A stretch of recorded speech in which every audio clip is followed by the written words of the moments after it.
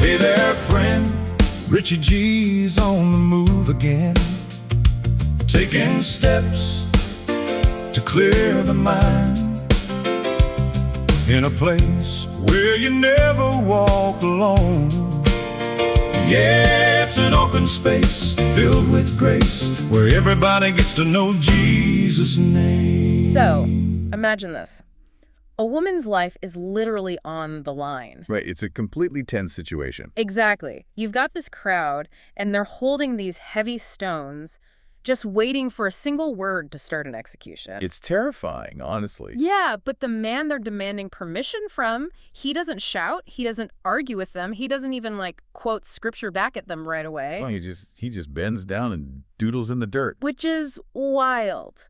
So today we are doing a deep dive into decoding what is probably the most deafening silence in ancient history. The famous mystery of what Jesus wrote in the dust. Right, in the Gospel of John when he's confronted with the woman caught in adultery. Welcome to the deep dive, by the way. If you love gaining deep knowledge without feeling overwhelmed, you are in the right place because we've got some serious aha moments for you today. We really do. And the sources we're synthesizing for you today, they span a pretty wide range. Yeah, we've got a lot to cover. We're looking at deep textual analyses of the original Greek historical context regarding Roman occupation and some of the earliest church commentaries on this specific passage. Because it's not just a simple story, is it? Not at all. The goal is to look at the underlying mechanisms of this standoff. Because right beneath the surface narrative, it's this incredibly complex intersection of theology, ancient jurisprudence, and honestly, just human psychology. So let's unpack this. The text sets the scene in the 8th chapter of John's Gospel. Jesus is teaching in the temple courts, right? Right, just minding his own business. And then the scribes and the Pharisees just drag this woman in, and they claim she was caught in the act of adultery. Which is a whole other issue we'll get to. Exactly. So they present her, and they frame their challenge entirely around the law of Moses. They specifically invoke verses like Leviticus 20 and Deuteronomy 22. Basically stating that the law demands she be stoned to death. Yeah, and then they ask Jesus, what do you say? And on the surface, it looks like just a theological purity test. Like they're just asking a rabbi for a legal ruling. Exactly. But historically, we know the underlying mechanism here is far more insidious. I mean, we really have to look at the friction between Roman occupational law and Jewish religious law to understand why Jesus was so deliberately backed into a corner here. Okay, yeah, because the text calls it a trap, but it rarely gets explained how truly lethal that trap actually was. It was deadly. It's the ultimate lose-lose legal perjury trap. It's sort of like a hostile corporate takeover where the opposition uses the company's own founding bylaws to force the CEO to either step down or blatantly break the law. That is a perfect analogy because, you have to remember that during this period, Judea was a Roman province. Right. And the Roman Empire had strictly revoked the Jewish authorities' right to enact capital punishment. It was historically referred to as the jus gladii. The right of the sword. Exactly. Only the Roman governor, which was Pontius Pilate this time, had the actual legal authority to execute someone. So the local authorities couldn't do it themselves. Right. I mean, the Sanhedrin could hold trials for religious infractions, sure, but they could not legally carry out a death sentence without Roman approval. Oh, wow. Which means if Jesus looks at this angry crowd and says, yes, stone her, he's instantly guilty of inciting a rebellion against Roman authority. Yep, he breaks Roman law. And then the Pharisees can just march straight to the nearest Roman garrison and have him arrested as this political insurgent who thinks he's above Caesar. But then look at the alternative. If Jesus says, no, let her go, or if he defers to Roman law, then they have him on religious grounds. Precisely. The Pharisees can parade him in front of the Jewish crowds and declare him a heretic. They can say, look at this so-called prophet. He dismisses Moses. He's compromising with the pagan occupiers. And he loses all credibility with the Jewish people. Plus, he'd be contradicting his own established teachings on mercy. Right, because he had just spent chapters in this gospel offering grace to outcasts. Condemning her shatters that entire ministry. But releasing her gets him labeled a false teacher. It is brilliant. I mean, it's a terrible but brilliant lose-lose trap designed to force a fatal error. The tension in that courtyard must have been just suffocating. Oh, absolutely. You have a mob operating on high adrenaline, literally stones in their hands. Just waiting for the trap to snap shut. But instead of snapping, the trap just sort of hangs in the air. Yeah, John 8:6 says Jesus simply bent down and started to write on the ground with his finger, And John conveniently leaves out what he actually wrote. which has naturally driven biblical scholars and historians absolutely crazy for 2,000 years. Oh, it drives them nuts. I mean, human nature hates a mystery. When a text leaves a silence, this profound, brilliant minds try to fill in the blanks. So let's talk about those theories, because centuries of early church history have tried to decode what words were actually in the dust. Yeah, so the most prominent interpretation, and this was heavily supported by figures like St. Jerome in the late 4th century, is what we call the prophetic judgment theory. Okay, what does that entail? Jerome basically argued that Jesus was writing the actual names and the specific secret sins of the accusers standing in the circle. Wait, really? St. Jerome says he wrote their individual sins right there in the dirt. That was his theory, yeah. But, I mean, the text specifically says nobody else really reacted to the writing itself before leaving, and Jesus eventually just looks up and sees they're gone. Right. If he's writing their most guarded, shameful secrets in the dirt, wouldn't the crowd, lean in to look? Wouldn't that provoke them to attack him right then and there to silence him? Yeah, it does seem risky. Yeah. Exposing an armed mob feels like it would escalate the violence, not diffuse it. And that physical logistics issue is definitely the primary weakness of Jerome's theory. Like you said, the text doesn't describe the Pharisees reading the dirt and gasping in horror. Right. However, Jerome wasn't just pulling this idea out of thin air. He was connecting the action to a very specific precedent in the Old Testament. Oh, okay. Which one? He pointed to Jeremiah 17:13, which contains this really chilling prophecy. It says, "Lord, you are the hope of Israel. All who forsake you will be put to shame. Those who turn away from you will be written in the dust, because they have forsaken the Lord, the spring of living water." Whoa. Okay, the phrase written in the dust in a verse specifically about forsaking God, that is an incredibly specific parallel. It really is, and we also have to look at the immediate chronological context of the gospel itself. What was happening right before this? Well, just one chapter earlier, during the Feast of Tabernacles, Jesus stands up and publicly refers to himself as the source of living water. No way. So he claims the exact title used in Jeremiah 17. Exactly. And then, just a few days later, he is surrounded by these men who are actively forsaking him, trying to kill him. Oh, wow. So by stooping down to write in the dust, he's creating this real-time visual fulfillment of Jeremiah's prophecy. So it's less about the literal words spelling out their sins and more about the symbolic action of marking their judgment in the earth. Right. Furthermore, some manuscript traditions use a very specific Greek word for writing here, katagrapho. Katagrapho. Okay, what does that mean exactly? How is it different from just normal writing? So the standard Greek verb for just writing something down is grapho, but katagrapho carries a much more legal or accusatory connotation. Oh, interesting. Yeah, it means to draw up a record against someone, to register a formal complaint, or to draft a legal indictment. So the very verb used implies he's drafting a countersuit. They bring a legal indictment against the woman, and he quietly drafts an indictment against them in the dirt. Exactly, it's a legal maneuver. But, if we step away from the prophetic angle for a second, could this have been something much more practical, like a legal technicality, or even just a way to expose the glaring loopholes in their own trap? Oh, absolutely. The legal loophole theory is highly compelling, especially when you consider the strict requirements of Jewish jurisprudence at the time. Right, because they were quoting the law. Yes, but the law of Moses, specifically the verses they were weaponizing, required both parties involved in adultery to be executed. Right, they only brought the woman. You can't exactly commit adultery alone. Which means the Pharisees had intentionally let the man go, or worse, the man was actually part of the setup. Which makes it a total sham trial. Exactly. So some scholars argue Jesus might have just written a simple legal question. Where is the man? Oh, I love that. Right. By doing so, he exposes the fraudulent nature of the trial without having to say a single word. He highlights that they don't actually care about the integrity of the law. They're just selectively enforcing it to execute a political hit. It forces them to acknowledge their own kangaroo court. Or what about Deuteronomy 17? Because that chapter lays out the exact protocol for executions by stoning. Right. It has very specific rules. It mandates that the hands of the witnesses must be the first to put the accused to death. And it explicitly states those witnesses must be truthful and not complicit in the crime. Okay, so if Jesus was writing out the statutes of Deuteronomy 17, He was reminding them of the legal liability of perjury. Yes.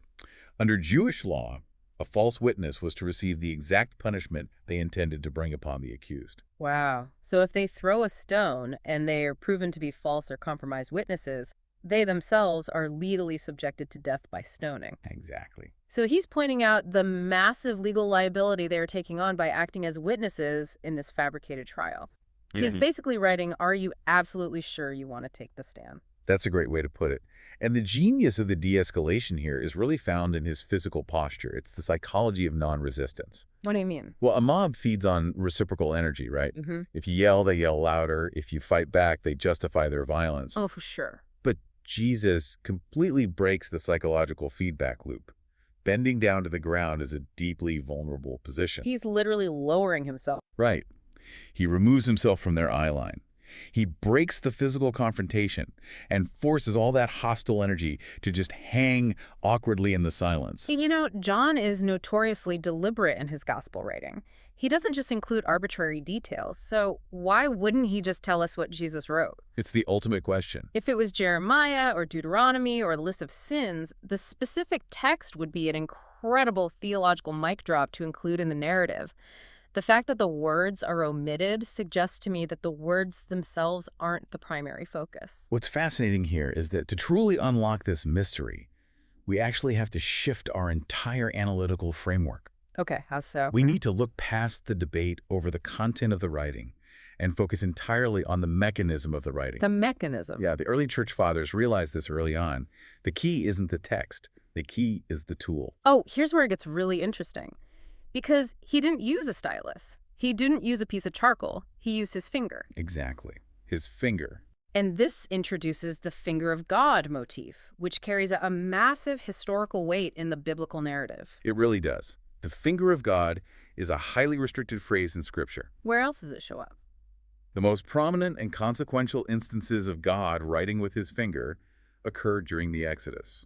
Exodus 31.18 states that God gave Moses 2 tablets of the covenant law, stone tablets inscribed by the finger of God. And Deuteronomy 9.9 repeats that exact phrasing. Right, and the giving of the 10 Commandments is the absolute bedrock of Jewish law and identity.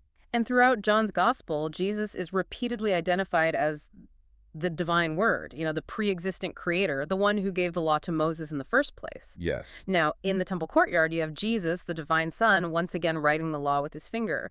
But the medium has completely changed. And that contrast is the fulcrum of the entire event. It's incredible. I mean, the original law was inscribed on hard stone tablets on the summit of Mount Sinai. Right, and stone is unyielding, it's rigid. The law written on stone exposed sin and demanded absolute justice. But now, the divine author is writing on fragile, shifting dust. Dirt. Yes, and theologians like Augustine and the Venerable Bede spent significant time exploring this specific shift in medium. Because dust has its own symbolic meaning, right? Exactly.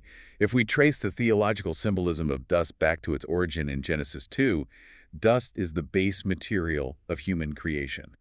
God formed man from the dust of the ground. Oh, wow. The intimacy of that is profound. At Sinai, the law is handed down from this terrifying distance, accompanied by fire and smoke carved into cold stone. Very intimidating. But here, the lawgiver has stooped down into the dirt, writing on the very material that humanity is made of. It's beautiful. Augustine argued that this represents a monumental epical shift. It's the transition from the old hardness of the law of stone to the new era of grace. Like God meeting humanity where they are. Exactly. It's a visual demonstration that God is meeting humanity in its lowest, dirtiest state. And the Greek text preserves this contrast beautifully, actually. Even though the temple courtyard likely had stone pavers, the specific word used implies loose dirt or earth, intentionally maintaining the symbolic opposition to the solid rock of Sinai. So just imagine the cognitive dissonance of the men in that circle. Oh, they must have been reeling. You're a Pharisee, right? You have dedicated your entire existence to studying the events of Mount Sinai. Your authority, your prestige, your worldview, it is entirely dependent on your mastery of the law given by the finger of God. That's your whole life. You bring an impossible legal trap to this upstart teacher from Nazareth, fully expecting him to stumble. And instead of panicking, he calmly bends down and mimics the most terrifying, holy, divine action in your entire religious history right at your feet. It is an unspoken, breathtaking claim to absolute divine authority. Mind-blowing. He doesn't even have to debate the law of Moses with them because his action communicates. I am the author of the text you were trying to trap me with. Which completely explains the bizarre exit order described in the text. Yes, it really does. John 8.9 notes that after Jesus finally speaks, after he tells them that whoever is without sin should cast the first stone, the accusers leave one by one, beginning with the oldest. It's a very specific detail. I always found that strangely specific. Like, why the oldest first?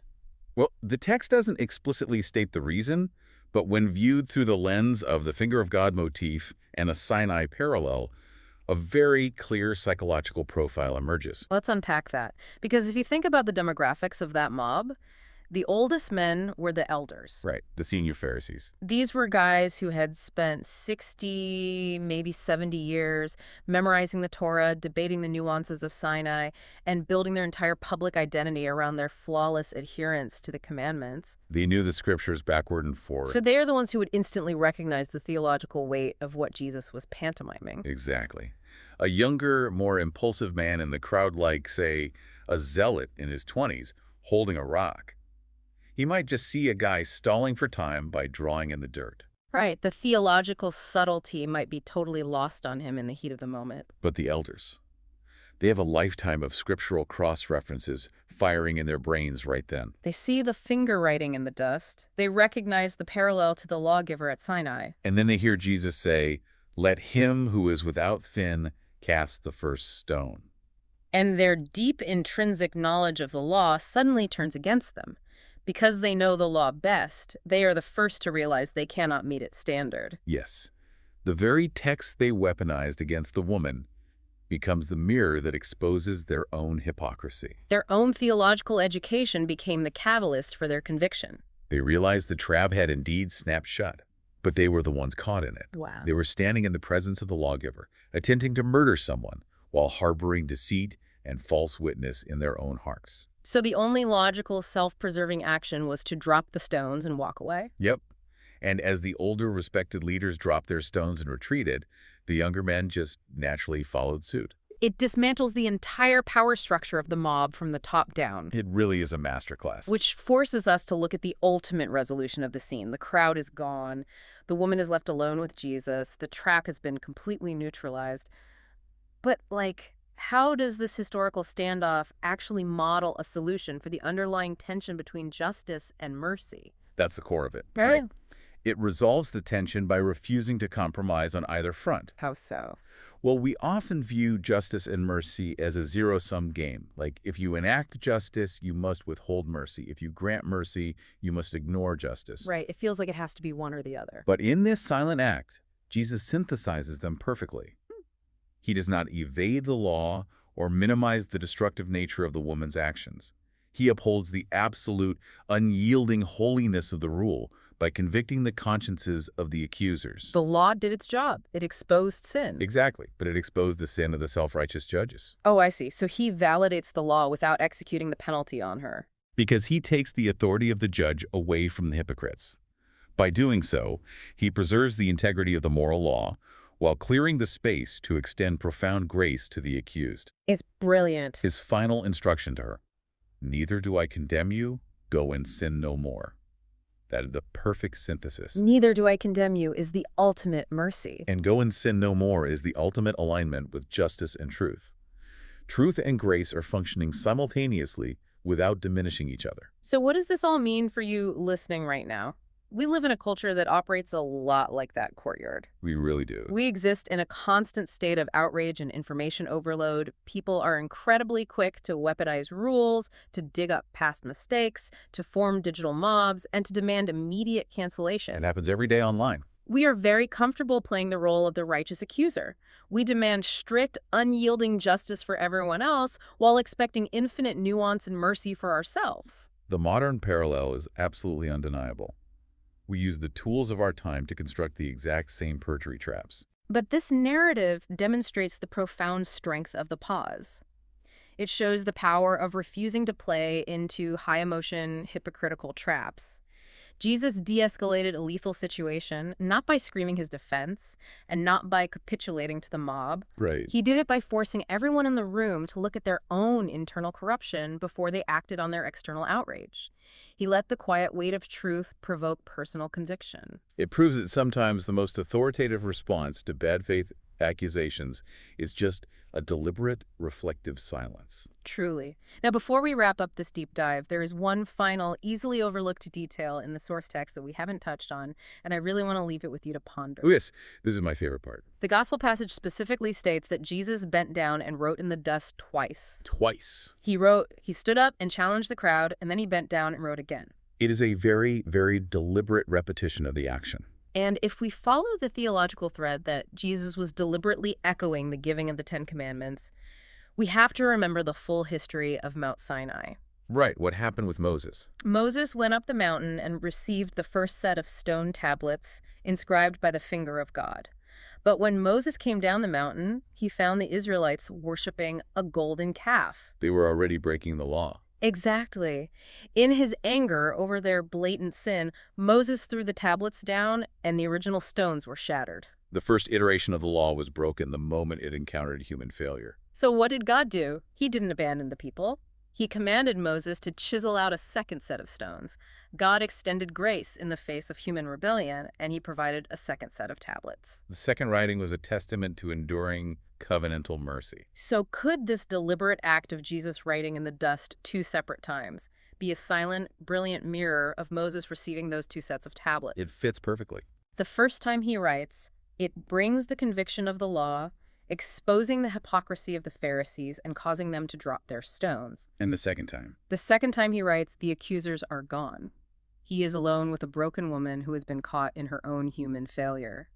Is that second act of writing a quiet signal that, even in the face of our shattered morality, God is always willing to write the law of grace a second time? That's a profound thought. I want you to sit with that hidden layer of the narrative as you navigate the noise of your own week. Thank you so much for joining us on this deep dive.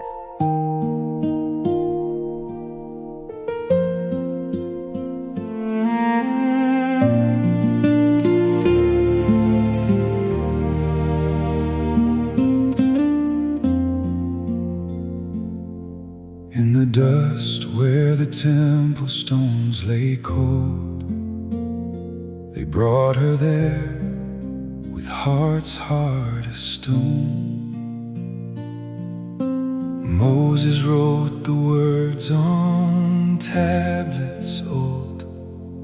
Now the Son writes with finger of his own. Finger of God on the ground, writing truth in the sand.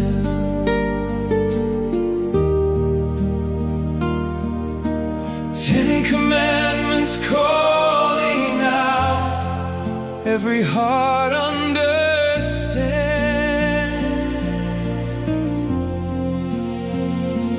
One by one they walked away, from the oldest to the young, convicted by the law they claimed, yet offered mercy's song.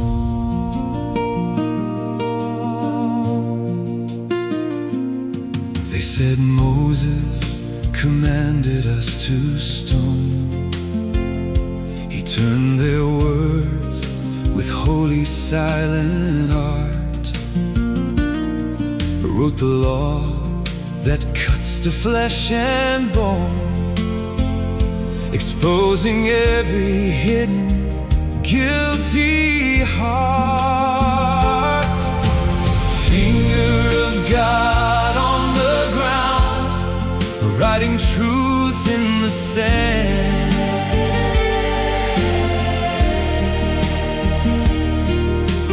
10 commandments calling out, every heart understands.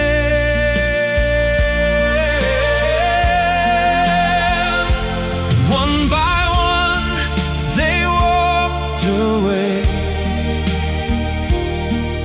from the oldest to the young,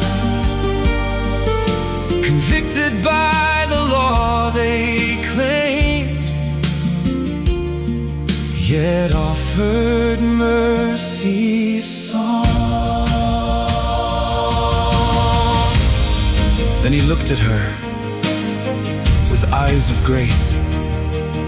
Neither do I condemn you, was his word. Go and sin no more. Walk in my ways.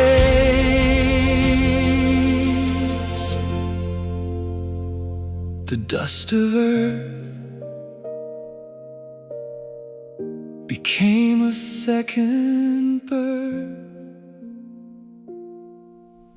Finger of God on the ground, writing truth in the sand. Grace and truth together now.